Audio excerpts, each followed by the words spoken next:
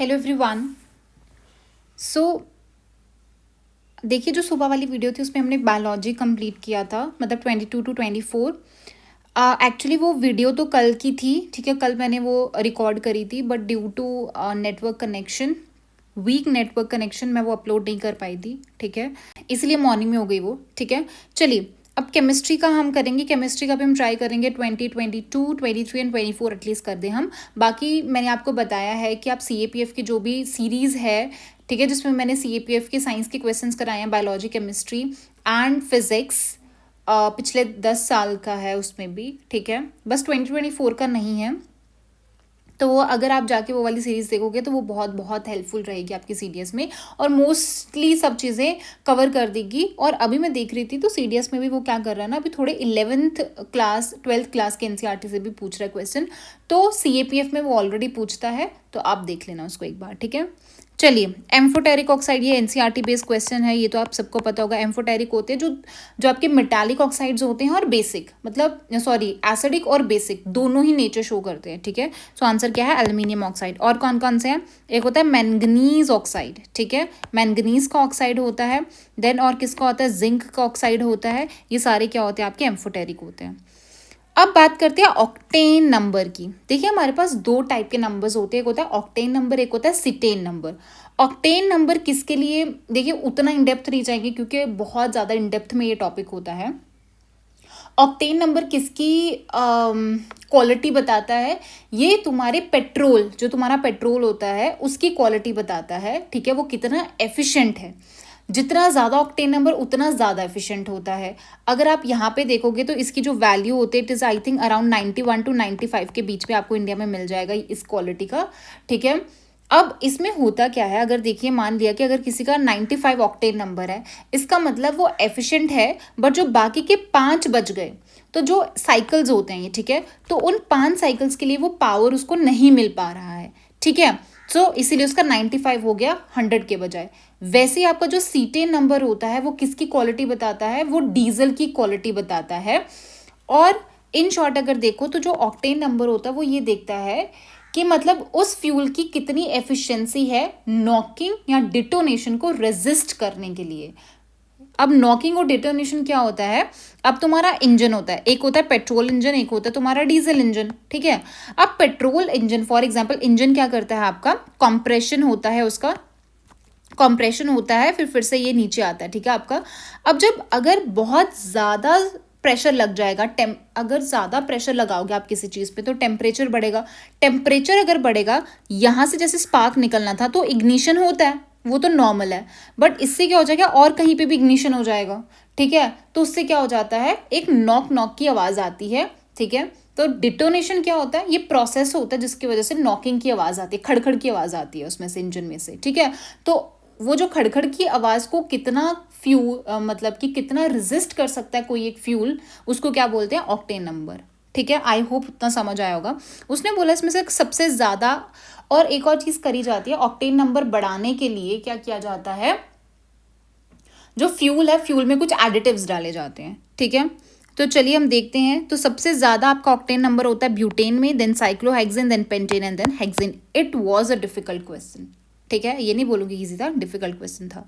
No which one of the following reactivity series, तो I think अभी आप सबको पता ही है, ठीक है। तो वो मैंने अपने नोट्स में भी डाल दिया, आप देख लेना वहाँ से, केमिस्ट्री के नोट्स। रिएक्टिविटी सीरीज यहाँ पे क्या है? पहले magnesium, aluminium, zinc and then iron. अच्छा, उसने बोला जो मिथेनॉल होता है वो टॉक्सिक होता है। अब खुद सोचने की बात है, उसने बोला क्यों? उसने बोला है जो पहली बात, आपका जो मिथेनॉल होता है ना, वो ऑक्सीडाइज हो जाता है। क्यों डेंजरस होता है? क्योंकि वो ऑक्सीडाइज होता है और क्या बना देता है? मिथेनल बना देता है। कहाँ पे बनाता है? लीवर में बनाता है। और क्या हो जाता है? वो कोगुलेट हो जाता है। क्या हो जाता है? कोगुलेट हो जाता है। जो आपका प्रोटोप्लाज्म होता है ना, प्रोटोप्लाज्म क्या होता है? आपके अंदर के जो फ्लूइड्स होते हैं, जो भी आपके बॉडी के अंदर फ्लूइड्स, अगर वो कोगुलेट हो जाए, जम ही जाएंगे, तो ऑब्वियसली वो हार्मफुल हो जाएगा, डेथ हो सकती है। इसीलिए मेथनॉल जो होता है टॉक्सिक होता है। Answer is B part. Vinegar है, ये PYQ बेस्ड क्वेश्चन है आपका, ठीक है। विनेगर पे पहले भी क्वेश्चन आ चुका है, एंड NCERT में ये दिया हुआ है दैट 5 to 8% ऑफ। अब विनेगर आपको पता ही कौन सा एसिड होता है? Acetic acid. जब आपको पता ही है वो एसिटिक एसिड होता है तो आंसर तो यहीं से हो जाएगा, बाकी तो अलग एसिड्स हैं। Which one of the following is related to global dimming. अब इस जो टर्म है, टर्म से ही समझ आ रहा है कि डिम हो रहा है, कोई चीज़ लो हो रही है, फॉल हो रहा है, तो रेस तो रहने दो। अब है फॉल ऑफ एटमॉस्फेरिक प्रेशर या फॉल ऑफ टेम्परेचर। देखिए ग्लोबल डिमिंग का मतलब क्या होता है कि आपका टेम्परेचर फॉल हो रहा है, किस वजह से, क्योंकि आपके एटमॉस्फेयर में पार्टिकुलेट्स हैं, उस वजह से क्या हो रहा है, आपका टेम्परेचर फॉल हो रहा है। ये देखिए अभी सिटेन भी आ गया यहाँ पे, उसने बोला इसमें से कौन सा सिटेन है। This was also very difficult question. नहीं पता हो तो प्लीज इस टाइप के क्वेश्चन अगर आपको नहीं आते तो छोड़ के आ जाइए आप ऐसे क्वेश्चन, ठीक है। इसका आंसर वॉज हेक्साडिकेन। चलिए नेक्स्ट इज, उसने बोला जब एग्स आर हीटेड। अच्छा, तो ये वाला क्वेश्चन मैंने आपको मॉर्निंग वाली वीडियो में कराया था, क्योंकि ये उसमें बायो वाले में मैंने डाल दिया था। तो एग्स जो होते हैं जब आप उसको हीट करते हो तो जो वाइट वाला पार्ट होता है वो क्या हो जाता है, सॉलिड हो जाता है। अब उसने पूछा वो वाइट वाला जो पार्ट होता है, ठीक है, वो किस वजह से होता है। That is thermal denaturation of, क्या होता है वो वाइट वाला पार्ट, क्या है, that is proteins. Easy sorry. Now which one of the following has the highest ionic character. अब पहले तो हम ये देखेंगे कि आयनिक कैरेक्टर से मतलब क्या है। आयनिक कैरेक्टर से मतलब ये है, कैसे पता चलेगा, अगर जैसे आपका ये एलिमेंट और ये एलिमेंट है, ये एलिमेंट है, अगर इन दोनों की इलेक्ट्रोनेगेटिविटी में ज़्यादा डिफरेंस है। इलेक्ट्रोनेगेटिविटी किस चीज़ से डिसाइड होती है, उसके एटॉमिक रेडियस से। फॉर एग्जांपल अगर आपका रेडियस छोटा है तो इसका मतलब इलेक्ट्रोनेगेटिविटी ज़्यादा होगी, ज़्यादा क्या पकड़ के रखेगा, जो इलेक्ट्रॉन्स हैं वो पकड़ के रखेंगे, मतलब वो फ्री नहीं होंगे किसी और के साथ बॉन्ड बनाने के लिए। So that is electronegativity, right. तो एक तो ये हो जाएगा। दूसरा क्या हो जाएगा कि अगर दो एलिमेंट्स के बीच में क्या है कि साइज डिफरेंस बहुत ज़्यादा है तो भी ऐसा हो जाएगा, ठीक है। अब इसके लिए, इसको सॉल्व करने के लिए आपको पीरियोडिक टेबल आना चाहिए। पीरियोडिक टेबल से बहुत ज़्यादा क्वेश्चंस आपके सॉल्व हो जाएंगे, ठीक है। मैं आपको दिखा देती हूँ यहाँ से, ये जो नोट्स है मैंने इसमें डाला था, पीरियोडिक टेबल देखो यहाँ से। अब उसने क्या बोला, पहला वाला अगर आप देखोगे उसने बोला है दैट इज बेरिलियम और फ्लोरीन है। चलो हम पहले इसको क्या कर देते हैं ना, टिक कर देते हैं यहाँ पे। Wait, so you have beryllium and you have fluorine, ठीक है। अब देख लो ये बेरिलियम इस साइड है, मतलब इसका जो साइज होगा वो थोड़ा बड़ा होगा कंपैरेटिव टू फ्लोरीन, ठीक है, क्योंकि फ्लोरीन इस साइड है, इलेक्ट्रोनेगेटिविटी फ्लोरीन की ज़्यादा है, बहुत ज़्यादा है, देखो डिफरेंस अच्छा खासा है। फिर दूसरा वो बोलता है सिलिकॉन एंड ऑक्साइड, ठीक है। अब सिलिकॉन कहाँ पे है आपका, सिलिकॉन ये है, ऑक्सीजन ये है, तो उतना ज़्यादा फर्क तो है नहीं दोनों की इलेक्ट्रोनेगेटिविटी में, है ना, कितना ही फर्क है ये। देन उसके बाद आता है यहाँ पे nitrogen and chlorine. So nitrogen आपकी आती है यहाँ पे, ये रही, और क्लोरीन भी इसके पास ही यहाँ पे, तो यहाँ पे भी उतना फर्क नहीं दिख रहा है इलेक्ट्रोनेगेटिविटी का। अब लास्ट आता है आपका पोटेशियम एंड सल्फर। देखिए पोटेशियम आपका कहाँ पे आ रहा है, ये आ रहा है, this is your potassium and this is your sulphur. देखो कितना ज़्यादा डिफरेंस है इलेक्ट्रोनेगेटिविटी में। अब आप ये बोलोगे कि बेरिलियम और नाइट्रोजन में भी तो था, फ्लोरीन में भी तो इतना ही है। देखिए बेरिलियम ऊपर है, समझ आ रहा है, बेरिलियम ऊपर है और इसका जो साइज है वो ज़्यादा नीचे आ रहा है ना, तो साइज बढ़ेगा इसका, ठीक है। और यहाँ पे सल्फर है, ये तो बहुत और ज़्यादा कम होगा, सल्फर का साइज, सल्फर का बहुत ज़्यादा कम है कंपेयर टू पोटेशियम। इसका मतलब दोनों की इलेक्ट्रोनेगेटिविटी के बीच का डिफरेंस भी बहुत ज़्यादा है। सो इसका आंसर क्या आ जाएगा, डी पार्ट। अब उसने बोला करेक्ट ऑर्डर बताइए atomic radius of lithium, sodium, beryllium and oxygen. ये भी आपका किससे हो जाता है, ये दो क्वेश्चंस आपके कहाँ से हो जाते हैं, पीरियोडिक टेबल से हो जाते हैं, क्योंकि जैसे जैसे आप लेफ्ट साइड जाते हो, सॉरी राइट साइड जाते हो तो आपका रेडियस कम होता जाता है और नीचे जाओगे तो बढ़ता जाएगा, ठीक है। अब कौन सा आता है, इसमें आ जाएगा सोडियम, लिथियम, बेरिलियम, ऑक्सीजन, यहाँ से देख सकते हो आप, ठीक है। यहाँ पे देखिए एक्सट्रीम लेफ्ट में आपका सोडियम है, फिर उसने बोला है बेरिलियम है, और क्या क्या पूछा उसने, लिथियम, बेरिलियम है। लिथियम ऊपर है ना इसीलिए वो छोटा है, ठीक है, ऊपर है ना इसीलिए छोटा है। देन बेरिलियम है, फिर उसके बाद आपका ऑक्सीजन, तो आपको पता है यहाँ पे आ गया, ये तो सबसे छोटा हो जाएगा oxygen. Which of the following catalytic, देखिए ये CAPF में क्वेश्चन आया था, 2022 में क्वेश्चन आया था कैटलिस्ट के ऊपर, कौन सी कैटलिस्ट होती है, और ये आपका NCERT में भी दिया गया है, ठीक है। Use for the reduction of unsaturated hydrocarbon to saturated hydrocarbon. Unsaturated कौन से होते हैं, इथीन, जो ईन और आइन वाले होते हैं, ठीक है, और सैचुरेटेड कौन से होते हैं, ईन वाले होते हैं। तो सैचुरेटेड, जितना सैचुरेटेड होगा उतना ज़्यादा उसमें हाइड्रोजन रहते हैं, और जैसे जैसे अनसैचुरेटेड बढ़ता जाएगा वैसे वैसे आपके हाइड्रोजन क्या होते हैं, कम होते जाते हैं और बॉन्ड इंक्रीज होते जाते हैं, ठीक है, double bond triple bond. So hydrogen डालोगे तो वो बनेगा सैचुरेटेड, प्लस आपका कौन सी कैटलिस्ट होती है, निकल।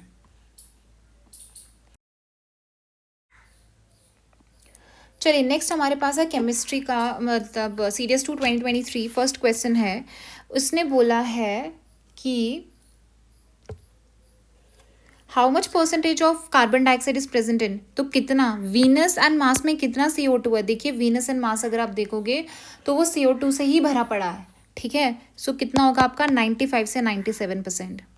विच one among the following is use to separate the constituents present in a compound. देखिए जो कंपाउंड है आपके पास, ठीक है, अब कंपाउंड है इसका मतलब वो क्या है, केमिकली वो मिक्स है, ठीक है। अब केमिकली मिक्स है तो उसको अलग करना है तो कैसे करोगे, तो उसके लिए होता है इलेक्ट्रोकेमिकल मेथड ही आप यूज करोगे, जिसकी वजह से आप क्या कर सकते हो, कंपाउंड्स को अलग कर सकते हो। फ्रैक्शनल डिस्टिलेशन मैंने आपको कराया था। फ्रैक्शनल डिस्टिलेशन किसके लिए हेल्पफुल होता है, देखिए फ्रैक्शनल डिस्टिलेशन क्या करता है ना, एक फिजिकल प्रोसेस होता है, ठीक है, फिजिकल प्रोसेस होता है जिससे आप क्या कर देते हो, मिक्सचर्स को सेपरेट करते हो। और जो डिस्टिलेशन होता है वो जनरली क्या करता है ना, लिक्विड्स को सेपरेट करता है उनके बॉइलिंग पॉइंट के बेसिस पे, ठीक है। हो सकता है जिसका मतलब ज़्यादा बॉइलिंग पॉइंट है तो वो लेट बॉयल होगा, है ना, जिसका कम बॉइलिंग पॉइंट वो जल्दी से क्या हो जाएगा, बॉयल होके वेपर्स में बन जाएगा तो उसको कहीं और कलेक्ट कर लिया जाएगा। सो ऐसे क्या हो जाता है, बॉइलिंग पॉइंट के डिफरेंस पे जो होता है दैट इज डिस्टिलेशन किया जाता है, ठीक है। ड्यूरिंग वाइट वॉशिंग, तो आपको पता है ये एक आपकी क्या है, कॉम्बिनेशन रिएक्शन है, ठीक है। सो ये आपकी एनसीईआरटी में ही है। तो उसने बोला है इसमें से क्या है which is the following reaction represents correctly, correctly क्या रिप्रेजेंट करता है, बट अच्छे से पढ़ो। उसने क्या चीज़ बोला है कि during white washing slaked lime जो होता है वो react slowly with carbon dioxide के साथ, वो धीरे धीरे क्या करता है, रिएक्ट करता है, फॉर्म अ थिन लेयर, किसकी थिन लेयर बनाता है, कैल्शियम कार्बोनेट की ऑन द वॉल। अब इसमें से स्लेक्ड लाइम क्या है, देखिए CaO क्विक लाइम होता है। क्विक लाइम से आपका क्या बन जाता है, ये कैल्शियम हाइड्रोक्साइड बनता है, that is your slaked lime.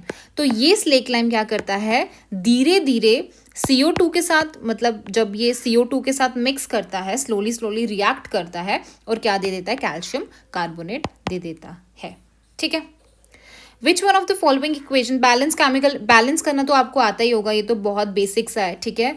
Iron के 3 है, इसका आंसर आपका C आएगा, क्योंकि आयरन 3 है, 4 आपके 4 2 जा 8 हाइड्रोजन है, 4 2 जा 8 हाइड्रोजन है, ओके।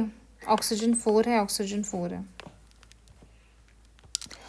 अब ये भी मैंने आपको कराया था केमिस्ट्री में कि अगर आपको सेल्सियस में फ़ारेनहाइट, सेल्सियस को फ़ारेनहाइट में करना है या फिर फ़ारेनहाइट को सेल्सियस में करना है, केल्विन में करना है, तो आपके पास क्या फॉर्मूला होता है। सो अगर आपको फ़ारेनहाइट को क्या करना है, इतना तो सबको पता होगा कि 9/5 9/5 है, तो ये वैसे भी सेम सेम आ रहा है। तो 32 यूज़ करते हो कि 36 यूज़ करते हो, ऑब्वियसली 32 यूज़ करते हैं हम। Next is in which one of the following cases do both, in which one of the following cases do both physical and chemical changes take place। कहाँ पे फिजिकल केमिकल दोनों ही हो रहे हैं। अगर आप फ्रीजिंग ऑफ वाटर करते हो तो ये तो फिजिकल है ना, फिर से क्या कर सकते हो आप, पानी फिर से लिक्विड हो सकता है।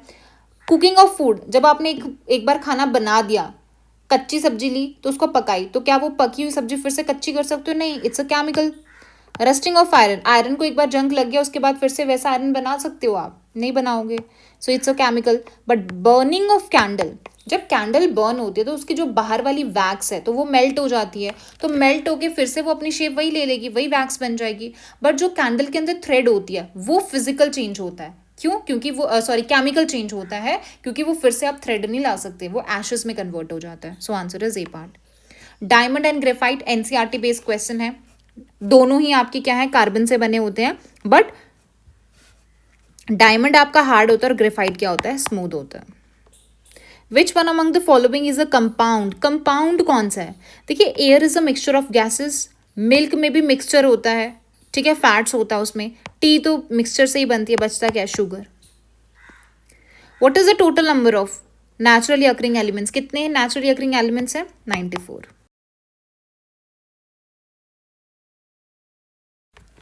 Moving toward CDS 1 2023 first question है। उसने बोला जब भी आपका जो मैग्नीशियम रिबन होता है वो बर्न करता है, ठीक है, ये भी एनसीईआरटी है, तो क्या क्या फॉर्म होता है। तो या पीवाईक्यूज में पढ़ते हो, एनसीईआरटी भी है पीवाईक्यूज भी है। तो एक वाइट कलर का पाउडर होता है जो एमजीओ होता है, इस फॉर्म्ड, बिल्कुल सही है। क्या ये कंबशन रिएक्शन की है, बिल्कुल सही है, कंबशन ही तो हो रहा है, बर्न हो रहा है तो कंबशन हो रहा है। हीट एंड लाइट क्या प्रोड्यूस होते हैं, बिल्कुल सही है। सो तीनों के तीनों करेक्ट थे ये वाली मैंने अभी ऊपर ही पढ़ाया आपको, ठीक है। उसने बोला quick lime is use for white washing of walls. क्या क्विक लाइम यूज होता है या फिर स्लेक्ड लाइम यूज होता है, दैट इज कैल्शियम हाइड्रो, ये जो कैल्शियम हाइड्रोक्साइड है, जो स्लेक्ड लाइम है, इसको स्लेक्ड लाइम बोलते हो आप, ठीक है। ये जो स्लेक्ड लाइम होता है ये यूज होता है वाइट वॉशिंग के लिए, ना कि ये होता है आपका क्विक लाइम, ठीक है। सो 1 is not correct. Solution of slaked lime is use for white washing, अब सही है कि जो स्लेक लाइम है is use for white washing. एक और चीज देखना, ये दोनों ही क्या है ना, इन दोनों में से कोई एक ही सही हो सकता है, या तो क्विक लाइम यूज होगा या तो स्लेक लाइम। इसका मतलब 1 और 2 तो साथ में जा नहीं सकते, और या तो 1 सही होगा या तो 2 सही होगा, तो 1 तो हमने कर दिया कैंसिल। अब उसने बोला CaO जो होता है वो धीरे धीरे रिएक्ट करता है CO2 के साथ।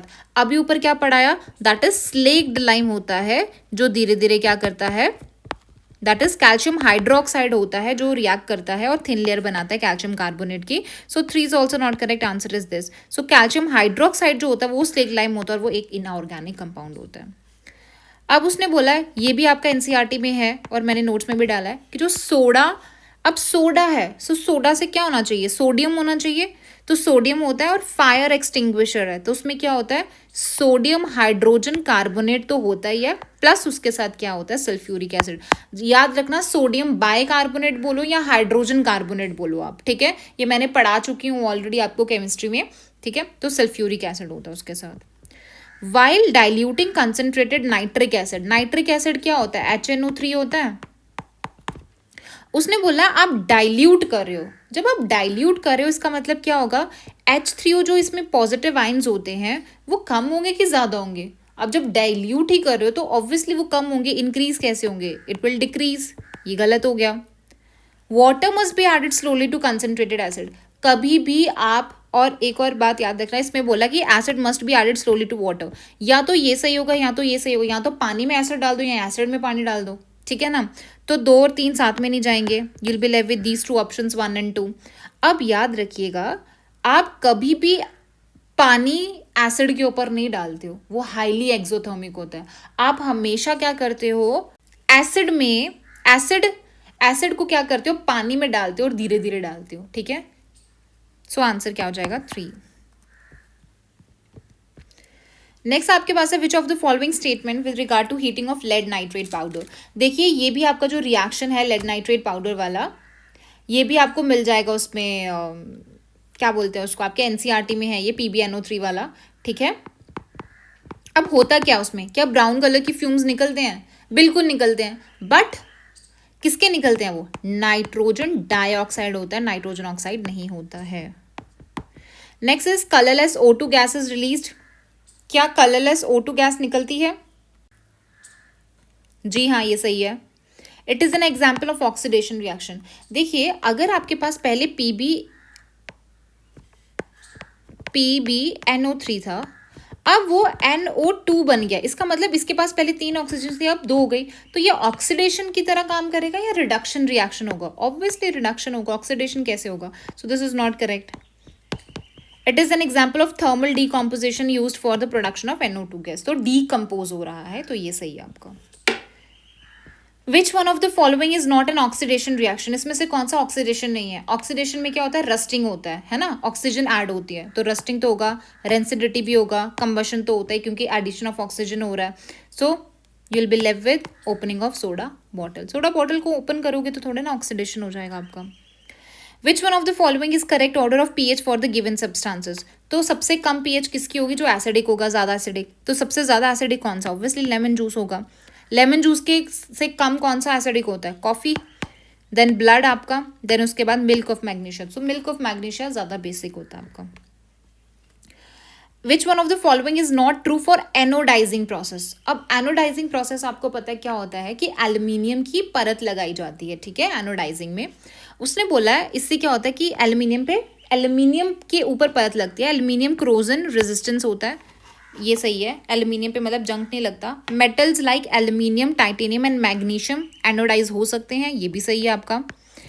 Clear aluminium article is anode, ये सही है आपका। जो एनोड होता है आपका, पॉजिटिव होता है टर्मिनल, वहां पे आपका एल्यूमिनियम आर्टिकल होता है। बट जो ऑक्सीजन गैस होती है वो कैथोड पे नहीं इवॉल्व होगी, वो एनोड पे ही निकलेगी। ये क्यों एनोड पे निकलती है? क्योंकि ये ऑक्सीजन गैस क्या करेगी, वहां जाके एल्यूमिनियम के साथ रिएक्ट करेगी और उसके ऊपर एक कोटिंग बनाएगी, किसकी? ऑक्साइड की कोटिंग बनाएगी। ठीक है, so answer is C part, it is used in aircraft industry. ठीक है, नेप्थलीन उसने बोला बर्न करता है with a yellow sooty flame. Now this is also PYQ, आप बोल सकते हो। देखिए, जब भी आपको येलो सूटी फ्लेम या ब्लैक सूटी फ्लेम आती है तो वो हमेशा अनसैचुरेटेड हाइड्रोकार्बन से निकलती है आपकी। ठीक है, और या किसकी वजह से होती है? अगर कंबशन कंप्लीट नहीं होता है, इनकम्प्लीट कंबशन होता है। ठीक है, so there is incomplete combustion. और वैसे भी ये दोनों कॉन्ट्राडिक्टरी हैं, यहाँ पे बोल रहा है इनकम्प्लीट है, यहाँ पे बोल रहा है एक्सेस सप्लाई ऑफ एयर है। सो आंसर क्या जाएगा आपके पास? C part. नेक्स्ट उसने बोला which one of the following statement are true for the reaction of ferric oxide. देखिए, जब भी आप Fe2O3 की रिएक्शन कराते हो एल्यूमिनियम के साथ तो क्या होता है? देखिए, एल्यूमिनियम क्या कर देता है, इसको रिड्यूस कर देता है और खुद क्या बना देता है? ऑक्साइड बना देता है। जब ये खुद ऑक्साइड बनाएगा तो पीछे क्या छोड़ देगा? आयरन छोड़ देगा, वो भी लिक्विड फॉर्म में छोड़ देगा, और साथ में आपकी हीट रिलीज हो जाएगी। अब देखो, उसने बोला थर्माइट रिएक्शन है, जी हाँ, क्योंकि हीट रिलीज हो रही है, ये सही है। Heat evolve is use for, क्या इसको आप वेल्डिंग प्रोसेस के लिए यूज करते हो? जी हाँ। पहले सिर्फ यही पूछा जाता था कि वेल्डिंग के लिए क्या यूज किया जाता है। एल्यूमिनियम पे एक क्वेश्चन आया था, आई थिंक 2022 का क्वेश्चन है। Aluminium metal act as an oxidizing, तो ये एल्यूमिनियम ऑक्सीडाइजिंग नहीं, रिड्यूस कर रहा, तो रिड्यूसिंग एजेंट होगा। So this is not correct. क्या मॉल्टन आयरन एंड एल्यूमिनियम? देखिए, मॉल्टन आपका आयरन तो निकलेगा, बट एल्यूमिनियम मॉल्टन स्टेट में नहीं होगा, एल्यूमिनियम ऑक्साइड बना लेगा। सो 4 इज ऑल्सो इनकरेक्ट। आंसर आ जाएगा 1 and 2।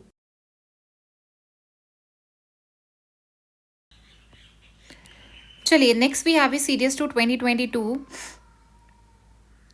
पहला क्वेश्चन अपने पास, stinging hair of nettle leaves inject fluid in human body causing burning pen.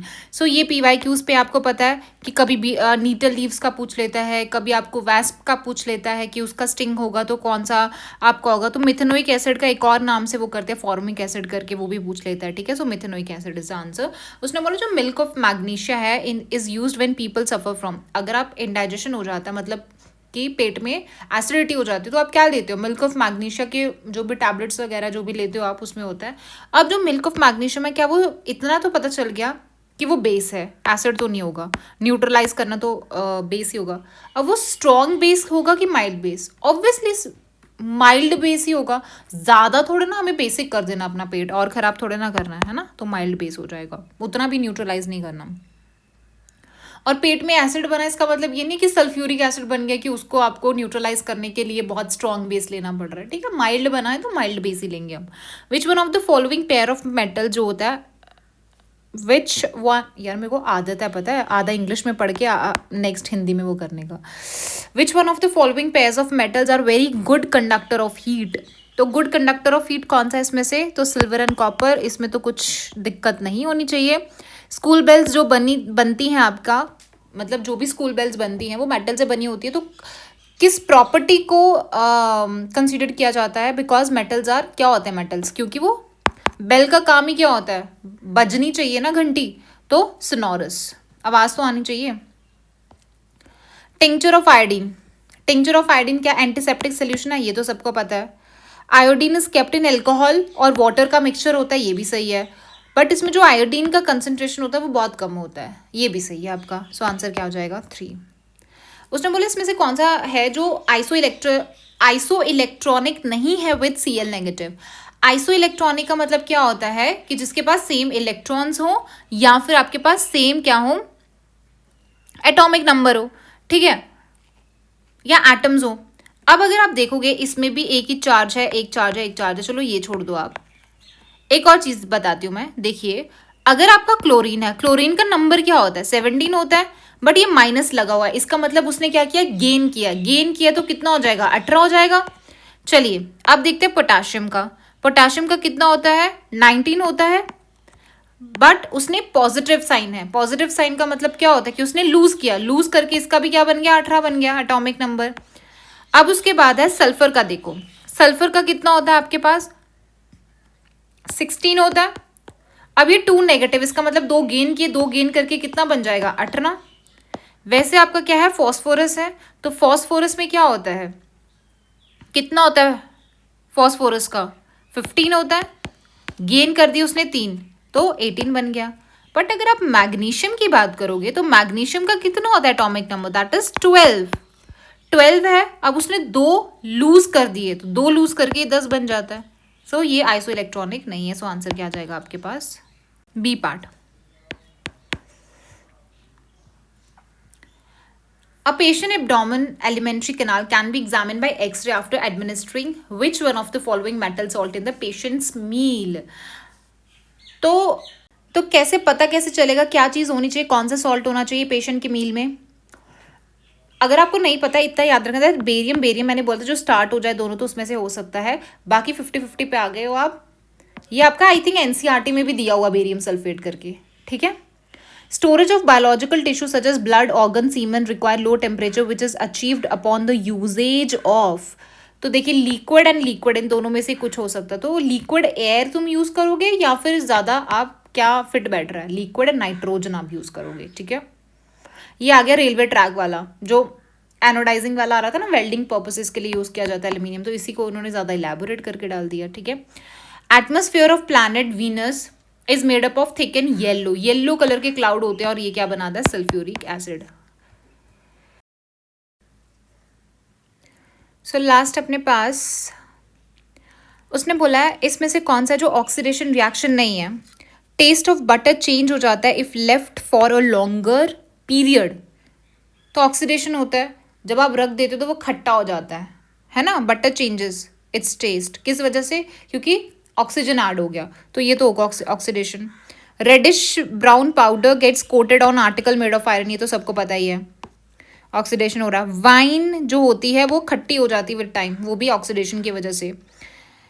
अब आता है अ white substance is formed when an aqua solution of, जब भी आपका BaCl2 है प्लस आपका Na2SO4 का रिएक्शन होता है, तो क्या होगा, क्या होगा यहाँ पे, डबल डिस्प्लेसमेंट होगा। यहाँ पे BaSO4 बन जाएगा, बेरियम सल्फेट बन जाता है और सोडियम क्लोराइड बन जाता है। तो इसका मतलब क्या हो जाता है, डबल डिस्प्लेसमेंट हो जाती है। और साथ में क्या बन रहा है, व्हाइट सब्सटेंस बन रहा है, मीन्स प्रेसिपिटेशन हो रहा है आपका। मिथेनोइक एसिड PYQ अभी ऊपर करा दिया। मिथेनोइक एसिड यहाँ से हो सकता था, एंडस्टिंग्स। इसने बोला नंबर ऑफ मोल्स कितने होंगे। देखिए नंबर ऑफ मोल्स का फॉर्मूला क्या होता है, नंबर ऑफ मोल्स होता है, ये मैंने केमिस्ट्री में आपको कराया था, number of moles is equal to given mass upon molar mass. Given mass is 104, molar mass कितना होता है, हाइड्रोजन हीलियम 2 इसका एटॉमिक नंबर है, मास कितना हो जाएगा 4, सो 26। Next is while burning hydrocarbon. अभी मैंने ऊपर बताया कि अगर ब्लैक या येलो सूट आता है, स्मोक आता है, तो वो क्या हो जाएगा, अनसैचुरेटेड हाइड्रोकार्बन होंगे प्लस लैक ऑफ एयर या ऑक्सीजन होगा, so made of unsaturated hydrocarbons. The number of saturated and unsaturated bond in cyclohexane, एन है, इसका मतलब ये सैचुरेटेड होगा, अनसैचुरेटेड तो होने नहीं वाला, तो ये और ये कैंसिल कर दो, ठीक है। यहाँ तो 9 होगा या 18 होंगे। अब देखिए साइक्लोहेक्सेन की बात कर रहा है वो, 1 2 6, ये बनेगा साइक्लोहेक्सेन। अब 2 इसके साथ बन जाएंगे, 2 ये बना देगा, 2 ये बना देगा, तो ये 6 है, 6 2 12 तो हो गए, 13 14 15 16 17 18 हो गए, तो कितना आ जाएगा 18। विच one of the following statement is true when non metals और डिजोल्व इन वाटर। देखिए जब नॉन मेटल्स डिजोल्व होते हैं तो वो क्या बनाते हैं, एसिडिक ऑक्साइड, और जब मेटल्स होते हैं तो वो क्या बनाते हैं, बेसिक ऑक्साइड्स। ये भी मैंने आपको कराया था, ठीक है, डन।